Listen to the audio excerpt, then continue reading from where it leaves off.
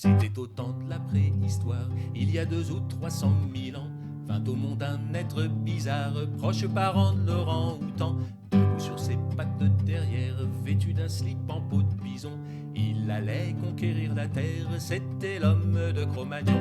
L'homme de l'homme de Cro-Magnon. L'homme de Cro-de-Magnon, ce n'est pas du bidon, l'homme de Cro-Magnon. Pompon, l'homme de Cro-de-Magnon, ce n'est pas du bidon, l'homme de Cro-Magnon.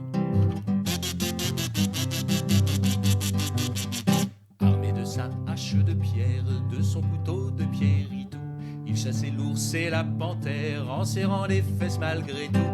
Devant le diplodocus en rage, il se faisait tout de même un peu petit, en disant dans son langage vivement qu'on invente le fusil.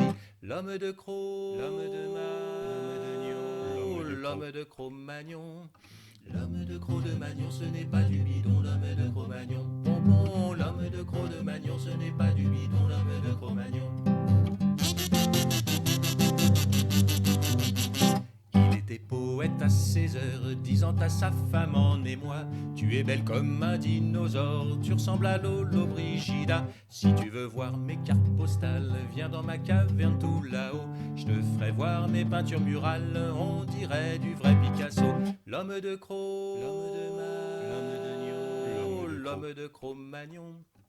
L'homme de Cro-de-Magnon, ce n'est pas du bidon, l'homme de Cro-Magnon. Pompon, l'homme de Cro-de-Magnon, ce n'est pas du bidon, l'homme de Cro-Magnon. 200 000 ans après sur terre, comme nos ancêtres nous admirons les bois, les champs et les rivières. Mais s'il revenait, quelle déception!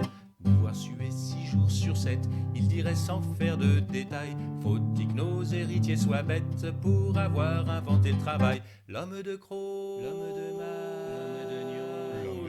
Cro-Magnon. L'homme de Cro-de-Magnon, ce n'est pas du bidon, l'homme de Cro-Magnon. Pompon, l'homme de Cro-de-Magnon, ce n'est pas du bidon, l'homme de Cro-Magnon.